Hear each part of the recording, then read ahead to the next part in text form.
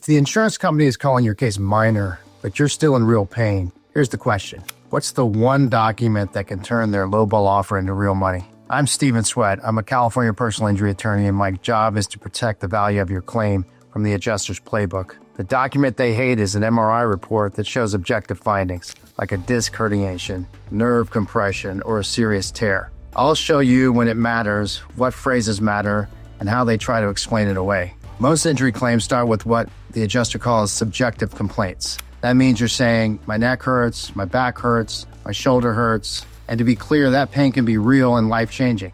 But from the insurance company's perspective, subjective pain is easy to minimize because there's no picture, no measurement, no hard proof they can't argue with. Now compare that to objective findings. Objective means the injury shows up on an imaging or a testing in a way a doctor can point to and say, there it is, in plain English. It's not just your words, it's evidence. And in California, that matters because your case is ultimately about proof. In a personal injury claim, you're proving what happened, what injuries you actually sustained, and what those injuries are worth. The legal burden is on you by what's called a preponderance of the evidence, which basically means more likely than not. An MRI with clear findings helps push your case over that line. Here's what actually happens inside the insurance process. Adjusters are trained to sort claims into categories. If they can label it soft tissue, they get comfortable. They'll lean on the same scripts. Low impact, minimal damage, just a strain, should resolve, you're treating too much. Those types of phrases are always used.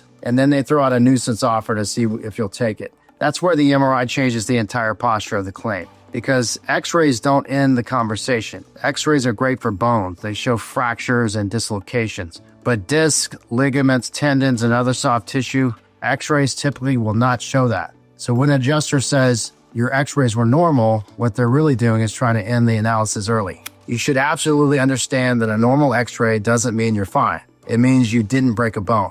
An MRI is different. An MRI is the document that can take a case from maybe to we have a problem. And certain phrases on an MRI report make adjusters tighten up because they know a jury understands them too. Let me give you some examples of wording that tends to raise the value of a case. Disc herniation with nerve impingement or nerve compression. Disc protrusion, annular fissure or annular tear. A tear described as high grade, a rupture. When those words show up, it's harder for the insurance company to pretend you're just sore.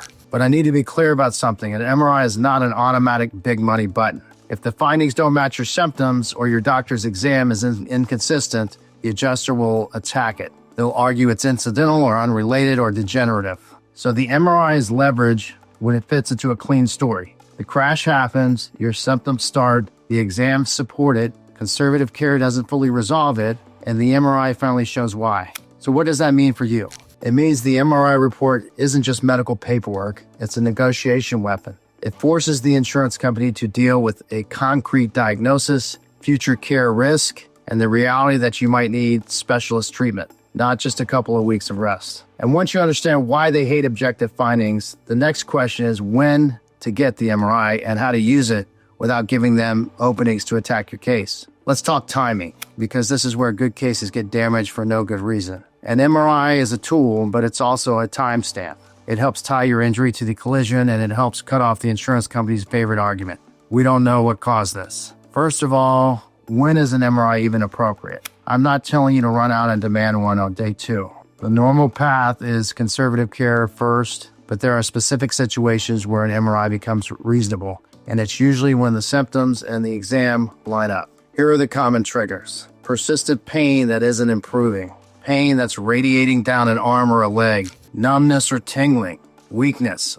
Loss of grip strength. Foot drop. Or objective findings on exams like reduced reflexes or a positive straight leg raise. Another big one is when you've done physical therapy, chiropractic, medication, or other conservative care, and you're still not back to baseline. That's when a specialist referral makes sense. The second thing I see is the gap problem. If you wait months to get imaging, the adjuster starts building a story that has nothing to do with the crash. They'll say, well, maybe you lifted something at work. Maybe you fell. Maybe it's from the gym. They don't have to prove it. They just need to raise doubt. And doubt is how they justify low offers. So what does that mean for you? It means consistent medical treatment matters. If you're hurt, get evaluated and follow up. If your symptoms change, report it. If you're still in pain, don't just disappear for 8 weeks. and then show up later with a big finding. That treatment gap will get thrown back in your face by saying they must have been fine. So now let's go into the other big word that MRIs shows up in MRI reports, which is degenerative. Adjusters love it. If they see degenerative disc disease, spondylosis, arthritis, or anything that sounds like wear and tear, they'll jump on it and argue your problem was pre-existing. Here's the rebuttal framework. It's what I use in real cases, and it's the same logic you should understand. Number one, we look at your prior medical history. If you didn't have similar complaints before the crash, that matters a lot. No prior neck pain, no prior low back pain, no prior radicular symptoms. That's your baseline. Number two, we show new onset after the collision. Symptoms start right after the crash, you report them, and the complaints stay consistent. That timeline is what supports causation. Three, we connect it to objective exams and appropriate treatment. The doctor is documenting spasm, reduced range of motion, neurological deficits, and then the MRI shows a disc problem that matches the distribution of your symptoms. That's a clean medical history. And number four, in California, the eggshell plaintiff rule matters. The law doesn't let a defendant escape responsibility just because you were more vulnerable than the next person. If the crash aggravated a condition, they're still on the hook for the harm they caused. Liability doesn't disappear because you weren't a 22-year-old athlete. Adjusters also lean on low property damage. They'll wave around bumper photos like they're radiologists. Vehicle damage doesn't diagnose discs. Biomechanics can be debated, but medical proof carries weight, especially when your symptoms, the exam, and the imaging all match. There's one guardrail here. Don't overtreat just to chase an MRI. That backfires. You need care that makes medical sense. The right move is to be honest about symptoms, treat consistently, and when conservative care isn't solving the problem, get to the right specialist who can evaluate whether imaging is warranted. Once you handle timing and causation the right way, the MRI doesn't just sit in your file. It starts moving your settlement value. Let me give you two clean examples of how this plays out in real life. First example, spine injury. The client went to ER, treated with a chiropractor for several months, but the pain didn't go away. X-rays were taken, no fractures, so the insurance company got comfortable and offered less than $10,000. That's the soft tissue script in action. I referred the client to an orthopedist. The orthopedist ordered an MRI, and the MRI showed significant disc protrusions impinging on nerve roots. Now the claim has an objective diagnosis that matches symptoms. It has a specialist involved, and it has a reasonable explanation for why the person kept having pain and treating. The adjuster can still argue, but the argument gets expensive because now you're talking about nerve involvement, future care, and the risk of worsening. That case ended up going from low to mid five figures, and it settled for the policy limit of $100,000. Second example, shoulder injury. Client went to ER and then physical therapy, and then he submitted a demand letter on his own with those records. The offer came back at $12,500. Again, classic. No specialist, no objective imaging.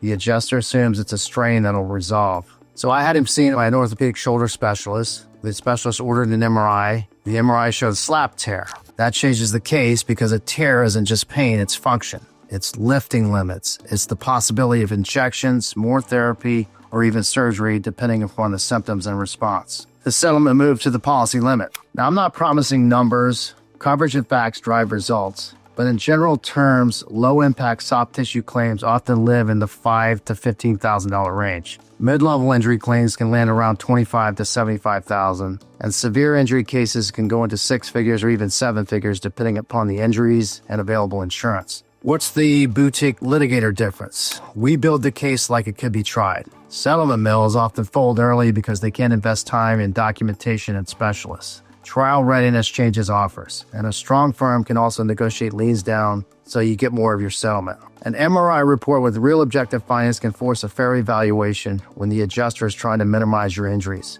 So if you're in California and the insurance company is stonewalling or lowballing you, call my office for a free consultation, 866-966-5240, or visit us at victimslawyer.com and we'll map out your next steps fast. Hope that was helpful. And hit the subscribe button if you can. Thanks.